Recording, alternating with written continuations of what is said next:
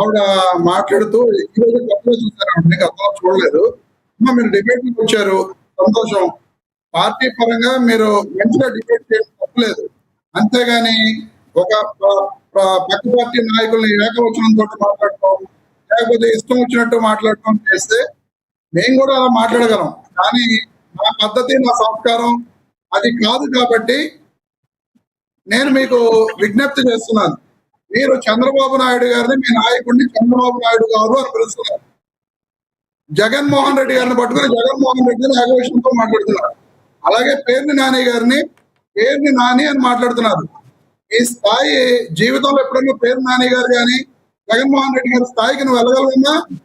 ఎందుకమ్మా మనం ఏకవచనంతో మాట్లాడతాం? మన స్థాయి ఏంటో మనం ఎంతవరకు మాట్లాడాలో అంతవరకు మాట్లాడండి. మీ ఇష్టం వచ్చినట్టు మాట్లాడితే చూస్తూ ఊరుకోం. నెక్స్ట్ మరో విషయంలో చెప్తున్నా, ఆగమ్మా నువ్వు ఆగు, నేను మాట్లాడిన తర్వాత మాట్లాడు. నువ్వు మాట్లాడిన తర్వాత నువ్వు మాట్లాడు. చిప్పు దొబ్బింది అని చెప్పి నువ్వు మాట్లాడుతున్నావు. సర్లే, చిప్పు దొబ్బితేనే ఈ రోజు చంద్రబాబు నాయుడు గారికి ఏం చేయాలో తెలియక పవన్ కళ్యాణ్ గారిని వెంటబెట్టుకెళ్తేనే ముఖ్యమంత్రి అవ్వలేదని చెప్పి చిప్పు దొబ్బితే పవన్ కళ్యాణ్తో కలిసి మీరు మర్యాదగా డిబేట్ చేస్తే నేను చాలా హుందాగా మర్యాదగా గౌరవంగా డిబేట్ చేస్తా. మీరు గౌరవం లేకుండా మాట్లాడితే మీరు మాట్లాడిన 100 రెట్లు నేను మాట్లాడగలను, డిబేట్ చేయగలను. ఇక ఆ విషయం జరిగి నేను వెళ్ళదలుచుకోలేదు. ఇక పవన్ కళ్యాణ్ గారు మాట్లాడుతూ నేను కొన్ని అంశాలతోటి విభేదించాను. ఆ రోజు కూడా నాకు అవకాశం ఉంది. 2019లో నేను ఒంటరిగా 24లో ఒంటరిగా పోటీ చేయగలని చెప్పి మాట్లాడటం జరిగింది. ఆయన ఎన్నికల మీటింగ్ పెట్టాడు జనసేన నాయకులతో. ఉదయశ్రీ గారు ఇయర్ పాడ్స్ పెట్టుకోమాకండి, ఇయర్ పాడ్స్ తీసేస్తే వినపడుతుంది. మీరు అక్కడ ఇయర్ పాడ్స్ కి మీకు కనెక్ట్ కావట్లేదు. అక్కడ ఇయర్ పాడ్స్ తీసేసి డైరెక్ట్ గా ఉండండి, డైరెక్ట్ వినపడుతుంది మీకు. ఇయర్ పాడ్స్ డిస్కనెక్ట్ చేయండి. ఎస్, మన పార్టీకి నిర్మాణం ఇయర్ లేదు, పాడ్స్ తీసేయండి. నా వాయిస్ వినపడుతుందా? సభ్యులు లేరు. రమేష్ గారు ఒక్క నిమిషం, ఇయర్ పాడ్స్ తీసేసేయండి, మీరు డిస్కనెక్ట్ చేయండి.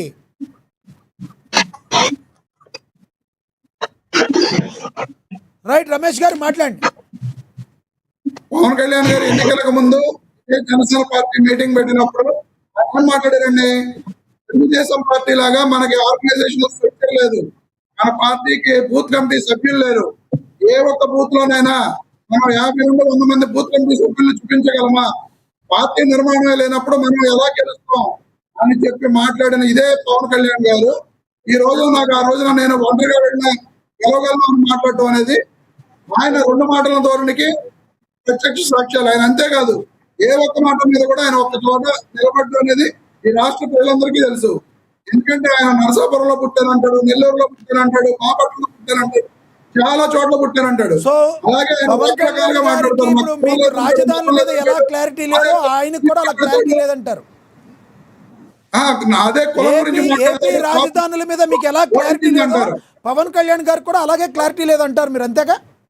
పవన్ కళ్యాణ్ గారికి ఏ విషయం మీద క్లారిటీ లేదన్నది ఈ రాష్ట్ర ప్రజలందరికీ తెలుసు. ఇప్పుడు ఆయన చెప్పడం జరిగింది, బీజేపీ రోడ్ మ్యాప్ ఇస్తుంది అని చెప్పి నేను రోడ్డు. అసలు ఆయన ఒక పార్టీ అధ్యక్షుడిగా ఉండి వేరే పార్టీకి రోడ్ మ్యాప్ ఇవ్వడం ఏంటండి?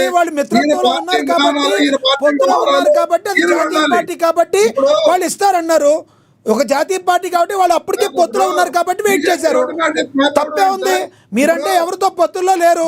మీ రాజశేఖర్ రెడ్డి గారు పొత్తులో ఉంటే పాపం ఆయన బతుకుంటే మీకు చెప్పేవాళ్ళు. మీరేమో పొత్తుల్లో లేరు కాబట్టి మీకు తెలియదు. లక్ష్మీనాథ్ గారు ఒక పార్టీ అధ్యక్షుడిగా ఆయన పార్టీ వ్యవహారాలు ఆయన నడుపుకుంటూ ప్రజల కోసం పోరాటాలు చేసుకుంటూ వెళితే ఆ తర్వాత బీజేపీ వచ్చి కలుస్తా, చంద్రబాబు నాయుడు గారు వచ్చి కలుస్తారు, వాళ్ళు వచ్చి ఈయన కలవాలి తప్ప ఈయన వెళ్ళిపోయి సాగిల పడిపోయి ఈయన కలిసిపోకూడదు. ఆ రకంగా ఈయన ముందు వెళ్ళిపోయి ఎక్కడికక్కడ ఈయన కలిశారు తప్ప వాళ్ళు ఎక్కడా కూడా ఈయనతో కలవడానికి సిద్ధంగా లేరనే విషయం అందరికీ తెలుసు. 2024 ఎన్నికల్లో బీజేపీని తిట్టిన ఈయన, బీఎస్పీ, సిపిఐ, సిపిఎం తోటి కలిసి పోటీ చేసిన ఈయన ఎన్నికల్లో ఓడిపోయిన 3 నెలలు కాకుండానే వెళ్ళిపోయి బీజేపీ పార్టీ తోటి నేను బీజేపీ పార్టీతో కలిసిపోతాను. రైట్. చివరిగా ఒక్కటి చెప్పండి రమేష్ గారు, 2029లో అయినా మీతో ఒక్క పార్టీ అయినా కలిసే అవకాశం ఉందా? ఎందుకు ఒక్క పార్టీ కూడా మీతో కలవట్లేదు? మిమ్మల్ని ఎందుకు దూరం పెట్టారు? రాజకీయ పార్టీలన్నీ ఎందుకు మీ వైసీపీని దూరం పెట్టాయి? ఎందుకు గెంటేశాయి? ఎందుకు ఎవరు పొత్తు పెట్టుకోవట్లేదు? సార్ మేము ఎవరితో కలవని మేము చెబుతున్నాం. మేము ఎవరితో పక్కన పార్టీలన్నీ వైసీపీని మేము వెలేసాము, వైసీపీ ఆంధ్రప్రదేశ్కి హానికరం కాబట్టి మేము కలవట్లేదు అంటున్నాయి అన్ని పార్టీలు. వాస్తవం లేదా? లక్ష్మీనాథ్ గారు, for your kind information, BJP పొత్తు పెట్టుకోవడానికి ముందు మమ్మల్ని అడిగింది. మేము వద్దు అన్న తర్వాత వాళ్ళతో పొత్తు పెట్టుకున్నారు. మీరందరూ ప్రచారం చేస్తున్నది తప్పు.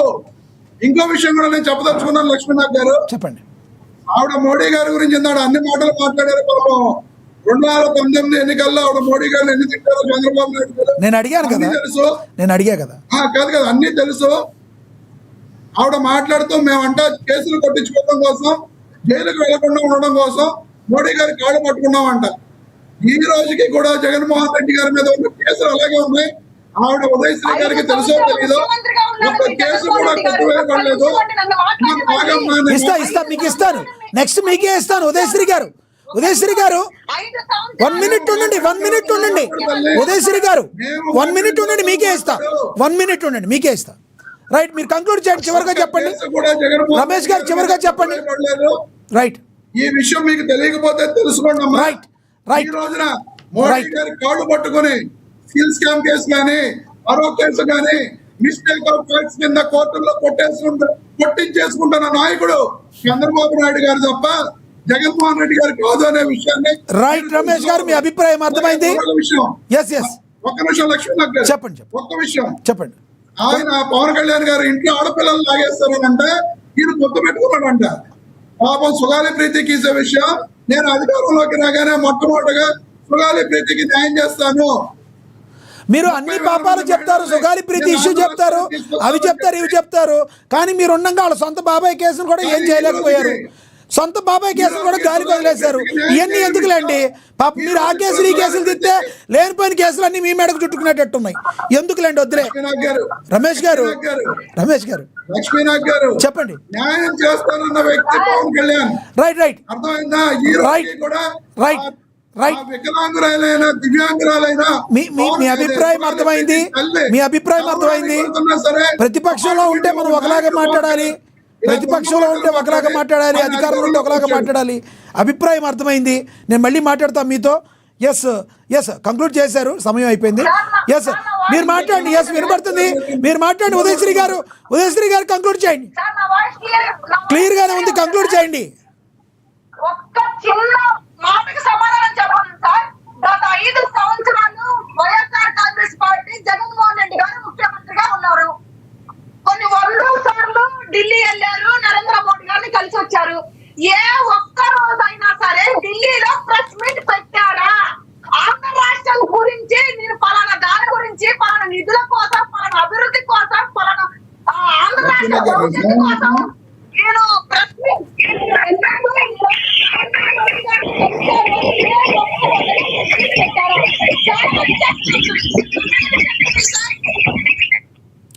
ఎస్ మీ దగ్గర డిస్టర్బెన్స్ ఉంది ఉదయశ్రీ గారు. మీ